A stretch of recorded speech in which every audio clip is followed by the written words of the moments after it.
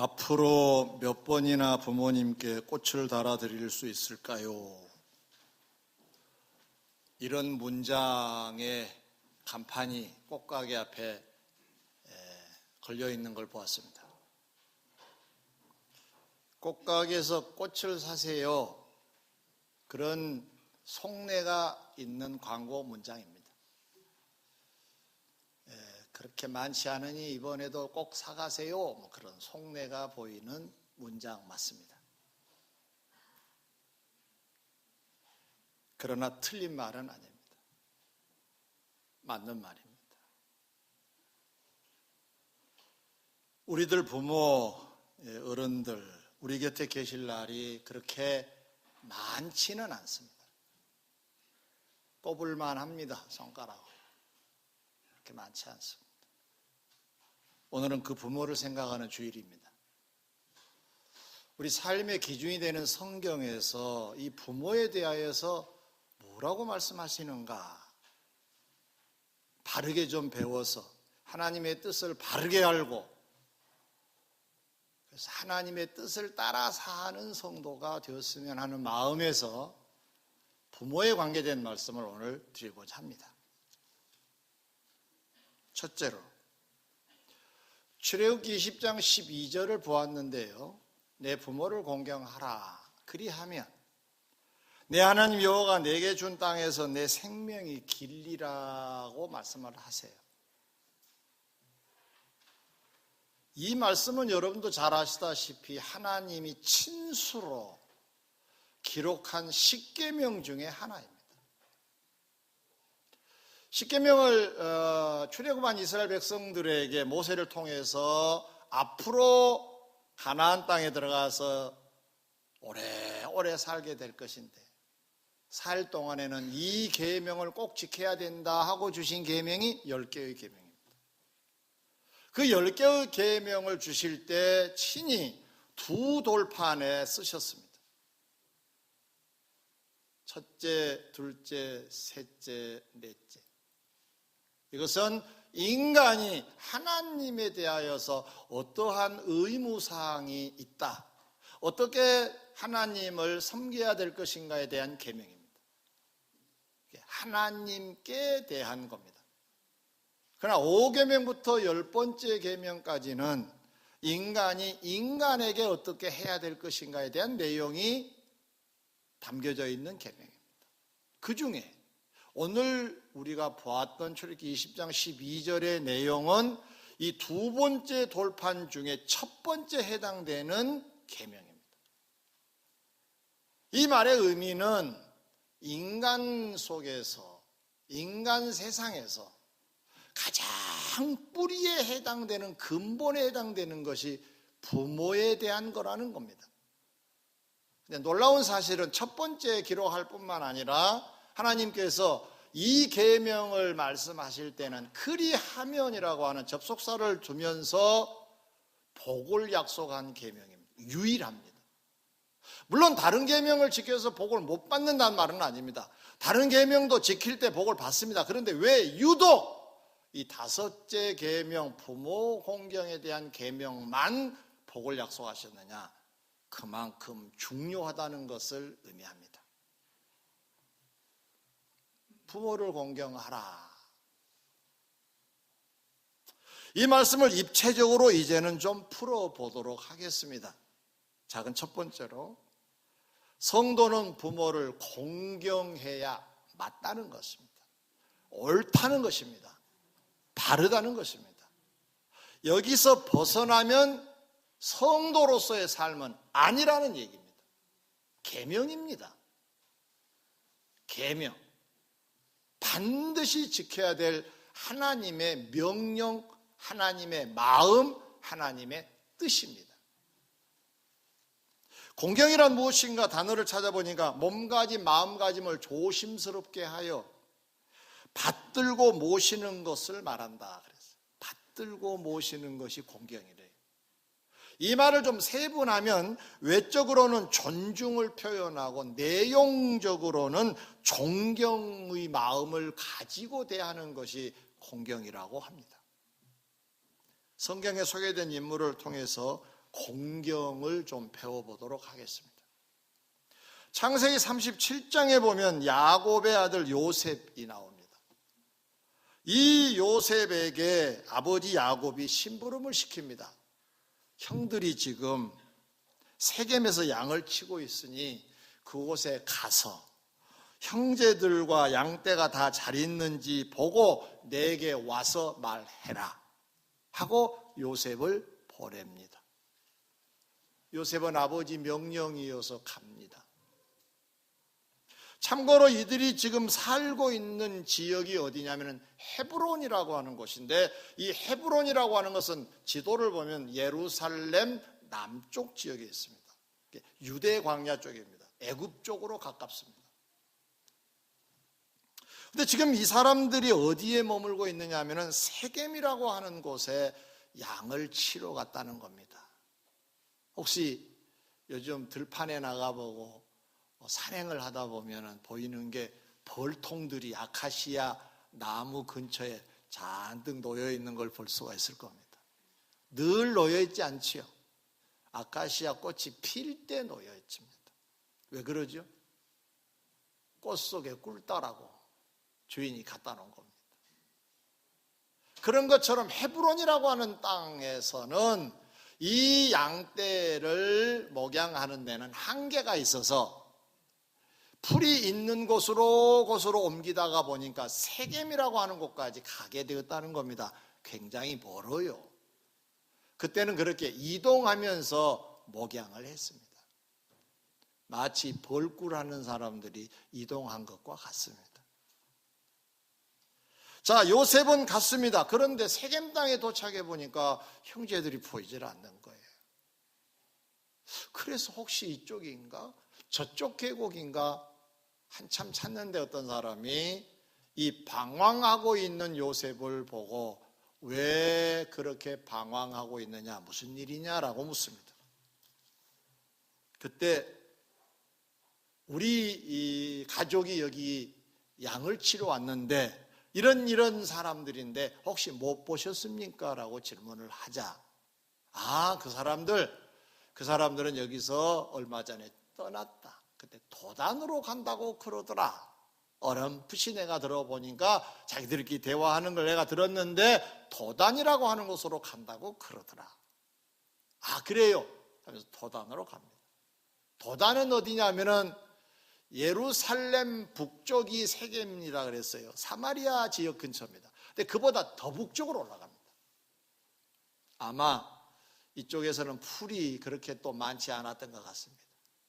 근데 이 도단이라고 하는 것은 요단강 편에서 가깝습니다. 그래서 아마 목축지로서는 아주 좋은 지역이었던 것 같습니다. 그곳까지 찾아갑니다. 자, 이 대목을 보면 보통 흔하게 있을 수 있는 일입니다. 왜냐하면 아버지가 심부름 시키면은 슈퍼에 가서 뭐 사오라 그러고 똑같은 겁니다. 세겜에 가서 형제들이 잘 있는가 보고 와라, 잘하는 겁니다. 뭐 또 같은 비슷한 거지. 그런데 여기에 매우 중요한 사정이 하나 들어 있습니다. 사실은 요셉은 여기서 세겜 땅으로 간다는 것이 쉽지 않는 걸음일 수 있습니다. 우선 멀고요. 물론 형제들이 갔으니까 갈만하지만 또 다른 이유가 하나 크게 있었습니다. 그것은 무엇이냐? 이 세겜이라고 하는 지역의 사람들과 야곱의 가족들과는 악연이 있습니다. 창세기 33장과 34장에 보면 야곱이 라반의 집에서 이제 처자식을 거닐고 형 에서를 만나러 오지요. 유대 땅으로 옵니다.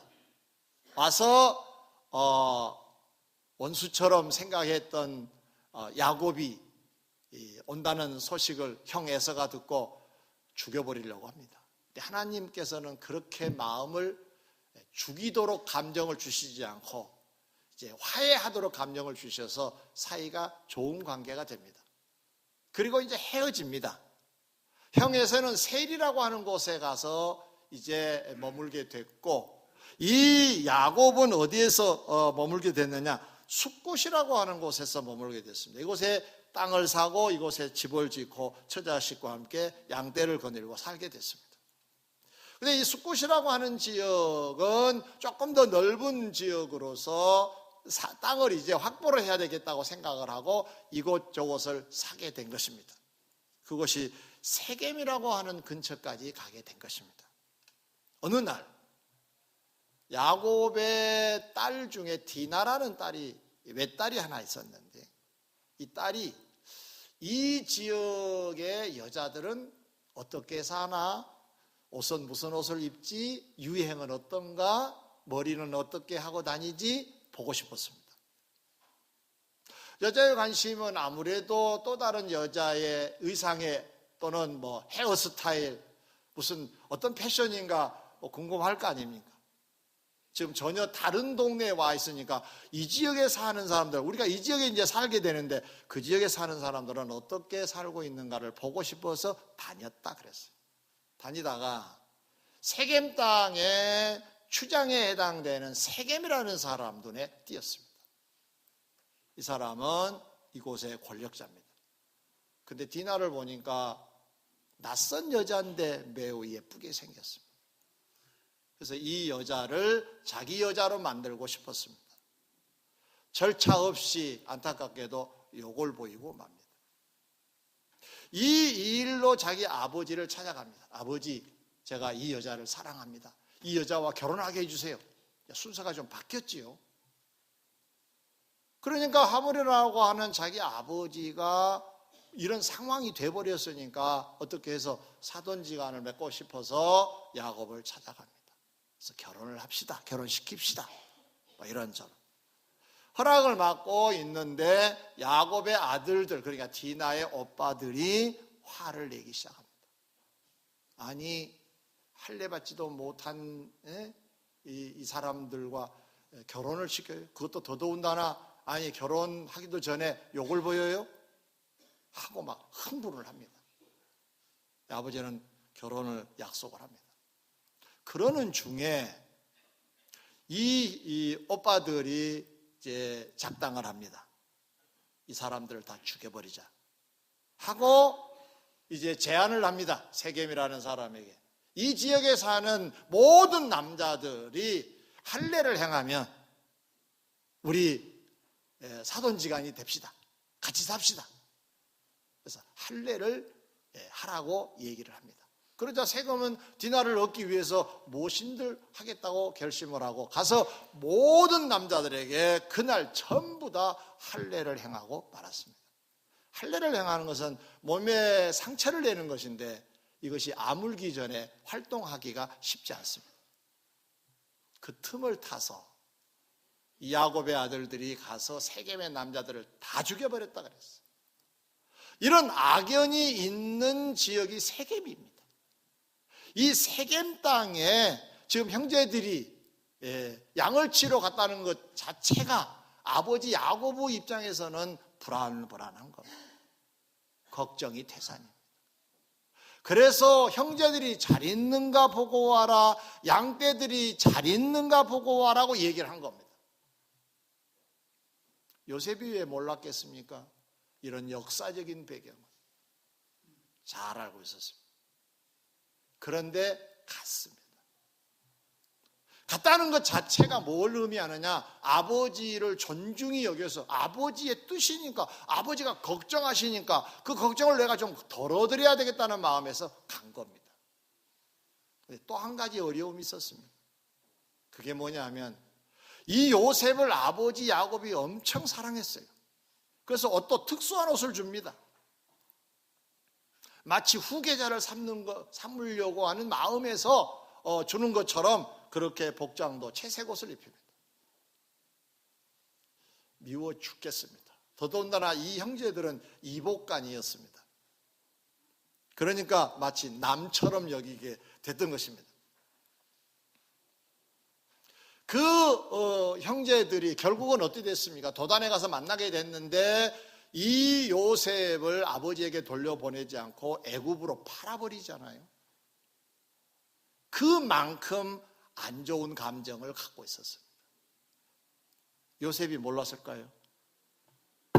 잘 알죠.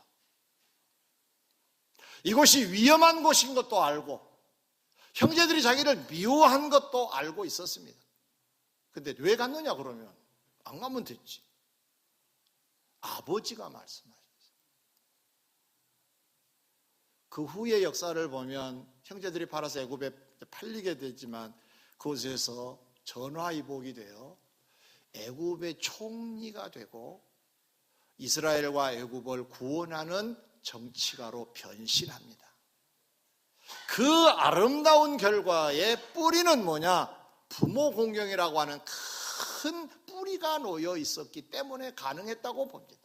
만약에 그가 다른 것은 하나님 앞에 아름답게 보였다 하더라도 이것이 기초적으로 깔려있지 않았다고 한다면 하나님께서는 이 복을 주실 리가 없습니다. 왜냐? 하나님이 약속하셨어요. 부모를 공경하면 잘되게 해주겠다.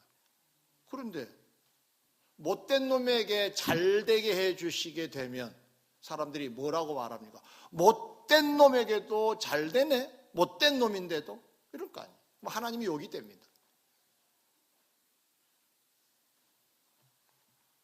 한 사람을 더 소개하고자 합니다. 사무엘상 17장에 보면 다윗이라는 사람이 나옵니다. 당시에 다윗은 양을 치는 목동이었습니다. 자기 아버지는 이새라는 아버지인데 이 사람은 나이 많아 늙었다고 그랬습니다.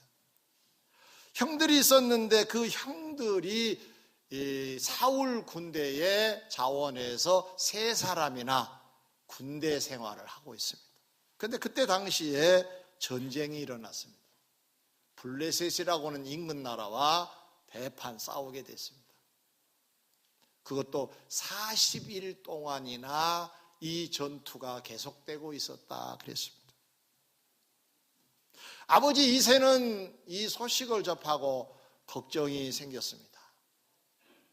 잘 있다가 와야 될 것인데 그때 막내 다윗에게 전장에 가서 형제들을 보고 오라고 말합니다. 마치 야곱이 요셉을 보낸 것하고 흡사합니다.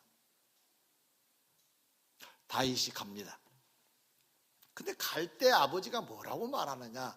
음식을 싸주면서 갖다 주라고 얘기를 하면서 올 때는 증표를 가지고 오라고 얘기합니다. 요즘 용어로 표현한다면 인증샷 찍어 오라는 얘기입니다. 전달하는 장면 사진 딱 찍어서 나 다녀왔습니다 라고 보고하라는 거예요. 왜 그랬을까요? 다윗은 거역할 만한 군번이 못 됩니다. 그렇지만 왜 이렇게 했느냐? 전장터입니다. 위험할 수 있습니다. 그래서 혹시나도 두려워서 안 갈까 싶어서 이런 속에 숨은 의미가 들어있습니다. 요셉하고 다윗하고는 흡사한 데가 많습니다. 이 다윗도 형제들이 미워했습니다. 참 신기하지요. 왜 미워했느냐? 원래 사울 왕이 하나님 보시기에 예쁘지 않아서 폐위를 시킬 계획을 세우시고 다음 왕을 뽑으시는데 이새의 아들들 중에 뽑겠다고 하셨어요. 그래서 사무엘이라는 하나님의 종이 파견을 갑니다. 이새의 집으로 갑니다. 이새의 집에서 이제 아들들을 면담하게 됐습니다. 큰아들부터 시작합니다. 큰아들, 둘째 아들. 근데 아이고 참 좋은 아들이다. 이 아들이면 됐겠다 싶은데 하나님이 아니다 그러시고. 아 그럼 둘째인가? 둘째도 보니까 아이고 아주 대단해. 이런 모든 여건으로 풍채의 여건으로 볼 때는 왕이 되고도 남겠어. 아 이 아들이구나. 하나님은 아니다 그러시고. 집안에 있는 그 앞에 있는 형제들은 다 만났지만 다 아니라고 하신 거예요. 분명히 하나님이 이새의 아들들 중에 한 사람을 기름 부으라 그랬는데 그래서 이새에게 묻습니다. 이 아들들 말고는 없느냐? 예, 한 명이 있기는 있는데 지금 양을 치고 있습니다. 그 막내입니다. 막내. 그러니 뭐 시원찮다는 얘기죠. 여기에 이 대열에 끼지도 못할 만큼 아버지가 판단할 때는 저쪽이라는 거예요. 저쪽. 이게 아니라는 거예요. 왕감이 아니라는 거예요. 팁 하나 드릴게요. 여러분 자녀들 중에도 왕이 있을 수 있어요. 근데 여러분이 아니다 그러지 마시라고. 아멘이 적네. 대단한 인물이 아니다 그러지 마시라고요. 네. 다윗이 다음에 왕이 됐잖아요. 그래서 그것이 하나의 배경이 돼서 형제들이 자기를 만난 사무엘은 자기에게 기름 부어주지 아니하고 막내를 불러가지고 기름 부은 걸 생생하게 보았어요. 배가 아팠을까? 아니 이 꼬맹이한테 안수를 하다니. 아니 이 아버지도 인정하지 않는 이 막내 다윗에게 안수를 하다니. 그래서 그런 것들이 충동이 되어서 어쩌면 사울 군대의 자원에 들어갔는가도 몰라요. 자기 한번 출세해 보려고. 자, 그런데 이 전장에 갔어요. 다윗이 가서 형제들을 만났습니다. 뭐 중간에 여러 일이 있습니다만은 형제 중에 한 형이 이렇게 말합니다. 노를 바라면서 네가 어찌하여 이리로 내려왔느냐? 들에 있는 양들은 누구에게 맡겼느냐? 나는 내 교만과 내 마음의 완악함을 아노니 네가 전쟁을 구경하러 왔구나. 몰아세우는 거예요. 그동안에 미웠던 감정이 지금 폭발하고 있는 거예요. 노를 바라면서. 너 뭐야? 너 도대체 누구야? 양이나 쳐야지. 이게 뭐하러 여기 왔어? 공격을 하는 거. 이 말의 의미는 평상시에 이런 감정이었다는 것, 그 표출하고 있는 거죠. 전장이고 형제들이 미워한 곳에 가서 인증샷까지 찍어가지고 오라고 하니 이건 사실 다윗의 입장에서는 난감한 일일 수 있습니다. 그럼에도 왜 갔느냐? 아버지를 공경하는 자로서 아버지가 근심하고 계시니 내가 조금이라도 덜어드려야겠다는 일념으로 가게 되었던 거죠. 훗날 어떻게 됩니까? 다윗은 골리앗을 이기고 그리고 왕이 되는 영광을 누리게 된 줄 믿습니다. 사랑하는 성도 여러분, 오늘은 부모님을 생각하는 주일입니다. 성경은 강조합니다. 명령하십니다. 부모를 뭐하라? 공경하라. 존경하고 공경하고 경외하고 순종하고 같은 맥락의 말씀드려요. 공경하라. 공경했던 사람들처럼 우리도 공경이 뿌리가 되면 우리 미래는 하나님이 약속하셨으니까 복 주실 줄 믿습니다. 팁 하나 더 드리고 넘어가죠. 다른 일로는 엄청 많이 주 안에서 수고해서 복을 이만큼 쌓아뒀다고 합시다. 그래, 여러분의 수고가 내가 볼 때는 복을 쌓아둘 만해요. 그런데 이것 잘못해가지고 새 나가고 있는가 모르잖아요. 이거 잘못하면 새 나갑니다. 이거 잘해야 그 새 나가는 통로를 막고 복에 복을 더하게 될 줄 믿습니다. 복이 새 나가지 않아야 됩니다. 있는 복 새 나가면 없는 것이 되버려요.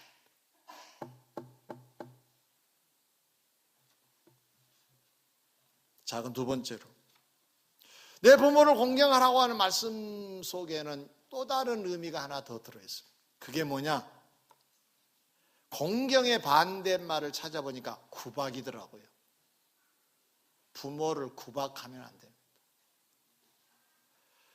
성경 잠언 19장 26절에 보니까 아비를 구박하고 어미를 쫓아내는 자는 부끄러움을 끼치며 능욕을 부르는 자식이니라 그랬어요. 구박이라는 단어가 나와요. 성경에 나옵니다. 구박이 뭔가요? 멸시, 우습게 여기는 거, 천대 이런 걸 말합니다. 무시하는 것, 이게 구박입니다. 공경의 반대가 구박인데, 구박을 하면은 어떻게 되느냐? 능욕을 부르는 자식이 된다. 불행하게 된다, 그런 말. 쉽게 말하면. 잠언 20장 20절에도 보니까 자기의 아비나 어미를 저주하는 자는 그의 등불이 흑암 중에 꺼짐을 당하리라 그랬어요. 등불을 들고 밤에 다니다가 등불이 꺼져버렸다, 그런 얘기입니다. 이 세상을 그런 대로 살아가는데 마치 등불이 한밤중에 꺼져버린 것처럼 앞이 캄캄한 인생을 만나기도 한다는 얘기입니다. 누구와? 부모를 저주하거나 구박하는 자, 멸시하거나 천대하는 자에게는 그렇다는 거예요. 사랑하는 성도 여러분, 무심코 내뱉은 말 한마디가 부모의 가슴에 못질할 수 있어요. 통계에 의하면 이렇습니다. 제일 서러운 게, 그러나 할 말이 없는 게 부모 세상에서 뭐 해줬다고 그래요? 해준 게 뭐예요? 할 말이 없습니다, 사실은. 그러나 이건 빠지지 않는 못질입니다. 이 말을 하면 안 됩니다. 이건 구박 중에 최고의 구박입니다. 나도 모르게 표정으로 구박하지 않았는지, 나도 모르게 행동으로 구박하지 않았는지, 무시하고 멸시하고 천대히 대했다고 한다면 이건 구박입니다. 공경이 아니고. 세대적으로 보면 자식들이 훨씬 나아져야 합니다. 문화가 다르고 학문이 달라지고 세상이 달라지는데 더 발전이 안 되는 건 이상한 거죠. 좀 더 가질 수 있습니다. 좀 더 알 수 있습니다. 좀 더 누릴 수 있는 겁니다. 그러나 이것 때문에 상대를 무시하면 그건 자식도 아니죠. 팁 하나 더 드리고 넘어가겠습니다. 그러면 부모들에게는 책임이 없느냐? 조용한 얘기입니다만 왜 없겠습니까? 구박받지 않도록 노력해야 됩니다. 구박하는 자식도 문제지만 구박받을 만해서 구박한다면 할 말은 없잖아요. 과거에 우리가 그렇게 살았다 하더라도 이제는 그 대상이 되면 안 됩니다. 부모 노력해야 됩니다. 자식들 보고만 노력하라고 그러면 안 됩니다. 부모가 되는 노력을 해야 됩니다. 동의하시면 아멘. 좋은 부모가 되셔야 돼요. 그래야 좋은 자식이 뒤를 이어갈 수 있습니다. 내가 못하는데 어떻게 잘하라고 할 수가 있어요.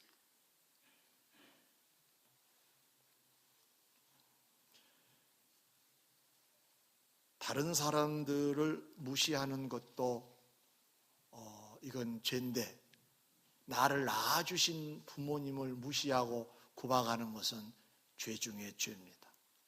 이건 무서운 죄입니다. 여러분은 구박하지 말고 공경자가 되셔서 잘 되는 복을 받으시기를 주의 이름으로 축원합니다. 큰 두 번째로 잠언 23장 25절, 내 부모를 즐겁게 하며 너를 낳은 어미를 기쁘게 하라고 하셨어요. 이건 공경인데 공경에서 조금 더 플러스 되는 겁니다. 이 말씀도 풀어봅니다. 여기도 두 가지 의미가 담겨져 있습니다. 자, 그럼 첫 번째로 성도는 부모를 행복하도록 해드려야 됩니다. 행복하도록. 즐겁게 하며 어미를 기쁘게 하라고 그러잖아요. 이걸 우리말로 고치면 행복입니다. 행복. 행복하도록 하라는 거예요. 여러분 때문에 부모가 언제 행복한 모습을 보신 적이 있나요? 자녀가 교회에서 열심히 섬기고 그러면 부모들이 다 뒤에서 보고 흐뭇해합니다. 신앙생활 잘하고 있구나. 근데 신앙생활이 갈짓자야? 그럼 걱정이 되겠죠. 어떻게 행복하겠습니까? 자녀들 어디 있어요? 목사가 설교하면 가슴이 뜨끔하고 죄 지은 사람 같고 지들 세상 따로 있음에도 불구하고. 그게 부모들인 것 같아요. 여러분, 오늘 찬미가 아까 찬송을 했는데 제일 마음 졸인 사람이 누굴까요? 1번 목사, 2번 박정화, 3번 박태가.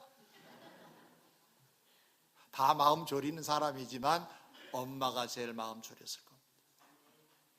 그게 부모예요. 부모라는 자리가 그런 자리예요. 누군가 앞에서 뭔가 하면은 막 떨려요. 저 뒤에 있어서. 그게 부모입니다. 디모데전서 5장 4절에 보니까 사도 바울이 디모데에게 목양을 지시해요. 만일 어떤 혼자 된 자에게 자녀나 손자들이 있거든 그들로 먼저 자기 집에서 효를 행하여 부모에게 보답하기를 배우게 하라. 이것이 하나님 앞에 받으실 만한 것이니라 그래요. 당시 초대교회가 교회에서 구제한다 그러니까 많은 사람이 왔어요. 혼자 되신 분들, 상징적으로 그런 사람들은 어려운 사람으로 보통 대표가 되잖아요. 고아들, 혼자 되신 분들. 교회가 그 일을 했어요. 구제를 했어요. 우리 교회도 경로잔치하고 구제하지요. 더 많이 해야 될 겁니다, 앞으로. 그런데 이상한 일이 벌어졌습니다. 먹고 사실만 하는 집도 교회에 와서 손을 벌리게 됐어요. 교회가 구제한다고 하니까 자식들이 살피지를 않냐고 교회로 가게 하시는 거예요. 이 상황을 안 바울이 지시를 한 겁니다. 자식이나 자손들이 잘 먹고 잘 사는 수준이면 집에서 효를 받도록 하고 교회에 오지 않도록 그냥 그렇게 집에서 보답하도록 효도하도록 했으면 좋겠다. 그런 취지의 목양 지침입니다. 이 중에 우리가 놓치지 말아야 될 단어가 있습니다.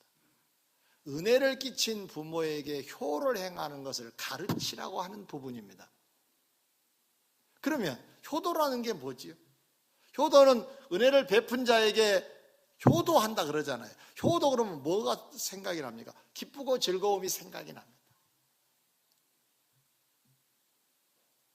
잠언에서 말씀하신 대로 부모, 아비, 어미에게 기쁘게 하고 즐겁게 하라 하면 효도하라고 행복하게 해드리라고 하는 건데 이걸 다른 말로 말하면 효도하라는 말입니다. 효도란 부모가 행복해지도록 언행을 하라는 겁니다. 성도 여러분, 여러분은 어떻게 부모를 대하고 계십니까? 늘 대하니까 마음 상하지 않을 정도만 혹시 선을 지키고 계시진 않는지요? 그도 훌륭합니다. 하도 속상한 사람이 많으니까.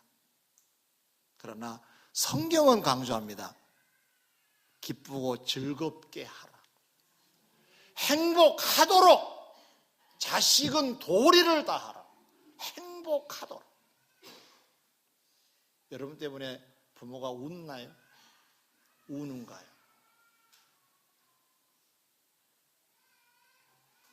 남들처럼 많이 못 해주셨다 하더라도 여러분을 이 땅에 낫게 있게 한 존재가 부모 아닌가요? 부모를 공경하는 것, 부모를 행복하게 해드리는 것이 바로 하나님의 뜻이에요. 이런 자에게 하나님은 복을 약속하셨습니다. 그 복을 받으시기를 주의 이름으로 축원합니다. 마지막 작은 두 번째 말씀드립니다. 이 말씀 속에 즐겁게 행복하게 해드리라고 하는 이 말씀 속에는 또 다른 의미가 하나 더 깊이 담겨져 있습니다. 그게 뭐냐? 성도는 부모를 아프게, 괴롭게, 슬프게 하면 안 돼요. 걱정이 태산이도록 만들면 안 됩니다. 어쩔 수 없는 구조 속에 우리가 살아가기는 하지만 할 수만 있으면 이걸 줄여야 됩니다. 아프게 해드리면 안 돼요. 상황 때문에 어쩔 수 없지만은 나 때문에 아프도록 하는 것은 불효입니다. 최소화시켜야 됩니다. 최소화시켜야 돼요. 사무엘 18장에 보면 18장에 보면 다윗의 아들 압살롬이 나옵니다. 이 다윗의 자녀들도 이복 형제들이어서 자기들끼리 어쩌고 저쩌고 해가지고 감정이 상했어요. 그런데 그 감정이 어디까지 발전이 됐느냐 하면은 아버지 다윗에게까지 번지고 말았습니다. 그래서 압살롬이 계획하기는 아버지를 몰아내자. 아버지가 왕의 자리에 있는데 아버지를 몰아내고 내가 왕을 한번 해야 되겠다. 이 불효막심한 일이죠. 그 쿠데타를 일으킵니다. 무서운 일이고 놀라운 일입니다. 쫓아내요. 쫓겨갑니다. 사람들이 비웃습니다. 티끌을 날리고 돌멩이를 날린 사람들이 많았습니다. 너무너무 고소하다. 돌을 던집니다. 침을 뱉습니다. 그 수모를 다 겪습니다. 그래서 다윗의 군대가 압살롬의 군대와 전투를 하게 됩니다. 하나님께서는 압살롬을 그대로 두시지 않으셨죠. 압살롬의 군대가 패하도록 만들고 끝내는 압살롬도 현장에서 죽고 맙니다. 그 후에 다윗이 마음이 심히 아파 울었다 그랬어요. 뭐라고 말하느냐?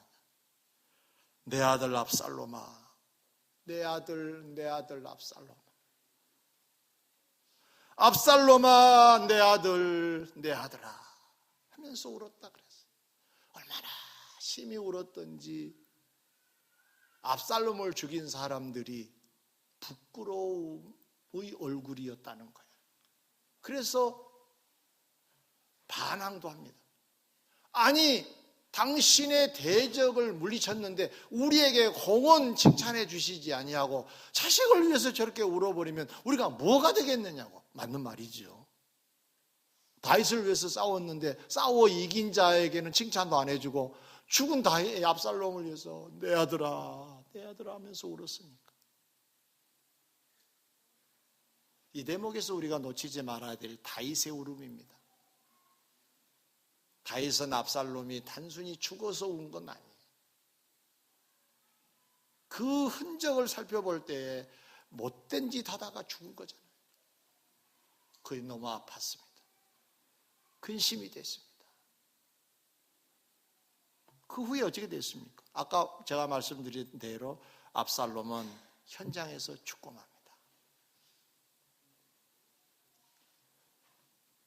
다윗에게 도전하고 슬프게 하고 아프게 한 압살롬은 땅에서 잘 되지 않았습니다. 성경은 메시지로 전합니다. 부모를 불행하게 만들고 부모에게 구박이나 하고 공경하지 않는 자들은 땅에서 잘 될 리 없다고. 자녀의 자리에 계신 여러분, 잘합시다. 잘합시다. 지금까지도 잘하셨겠죠. 조금 더 잘해봅시다. 또 하나, 부모 여러분 밑에 자녀들이 있지요. 그 자녀들이 정말로 공경하고 행복하게 해드리도록 여러분의 역할이 그 어느 때보다도 지금 현재 시급합니다. 아프게 한 자식은 이유로 말하면 왜 이유가 없겠습니까? 왜 구박을 하겠습니까? 그러면 부모 우리들 세대에도 문제가 있지요? 잘해야 공경할 거 아닙니까? 물론 자식들에게는 잘하니까 공경하라고는 되어 있지 않습니다. 잘하든 못하든 부모이기 때문에 해야 되지만은 부모된 자리에서는 자녀들이 잘하도록 여러분의 처신이 필요합니다. 왜냐? 여러분의 위치가 잘못되어서 자녀들 때문에 구박을 하는 자리가 되면 피차 불행하지 않아요. 피차. 구박받아 불행하고 구박해서 불행하고. 부모를 공경합시다. 행복하게 해드립시다. 부모님이 세상을 다 떠나셨으면 또래 어른들 잘 공경하는 그런 역사가 있으셔서 복되시기를 주의 이름으로 축원합니다.